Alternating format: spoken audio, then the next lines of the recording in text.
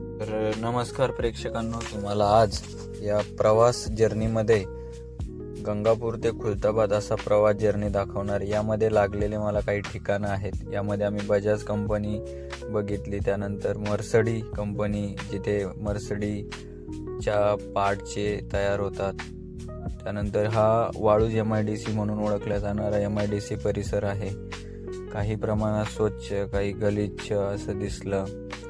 इथं इतका बेकार दुर्गंध येतो त्या केमिकल फॅक्टरीचा, भयानक, आणि त्याचाही परिणाम तिथल्या लोकांवर होत असेल याची जाणीव झाली. नंतर पुढे आलो तर असे दुकानं वगैरे, त्यानंतर हे एक मोठा देवीचं मंदिर आहे. सुंदर. हा कचरा बघा तुम्ही किती आहे परिसरात. आणि आशियातली ही कमी काळात विकसित होणारी शहर म्हणून हे ओळखलं जातं. मग काय, ते आम्हाला पुतळे, चौकांचे नावं, सगळे महामानवांचे दर्शन झाले. असे इथे हे बघू शकता तुम्ही, सुंदर निसर्ग. असे सह्याद्री पर्वत रांगा सुद्धा आम्हाला इथून दिसत होत्या. कुठे रोड चांगला होता तर कुठे खराब, आणि कुठे रोडाची कामंही सुरू होती. पण एक प्रश्न पडत होता की सामान्यांच्या जी काही प्रश्न आहेत किंवा ज्यांच्यासाठीच्या सुविधा आहेत त्याच्याकडे दुर्लक्षित झालेलं दिसतंय.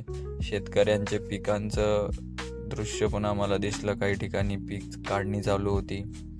ह्या रोडावर हे असे सुंदर मोठे मोठे झाडं आहे, आणि त्या झाडामुळे या रस्त्याला एक वेगळीच ओळख येते. जसं स्वप्नील जोशी म्हणतो की प्रवासात आपला माणूस असला की प्रवास संपूच नये, तसं काहीतरी हे झाडं, हे रेडे, पावसा तुला देतो पैसा, त्याचबरोबर पळती झाडे, पाहूया मामाच्या गावाला जाऊया, असं आम्हाला वाटत होतं.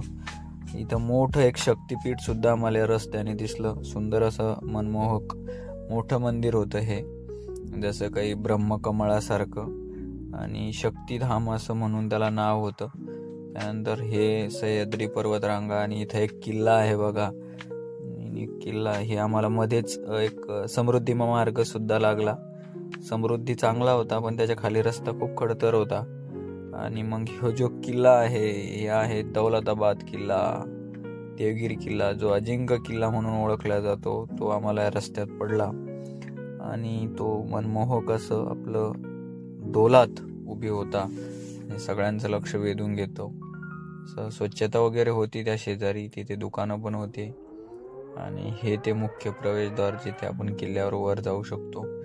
इथे खरेदी करण्यासाठी दुकानं पण होती. आणि जसं संभाजीनगर एक दरवाजांचं शहर म्हणून ओळखलं जातं, आम्हाला एक दरवाजा पण लागला होता. इथे हा असा परिसर, आणि इथून हा घाट लागतो.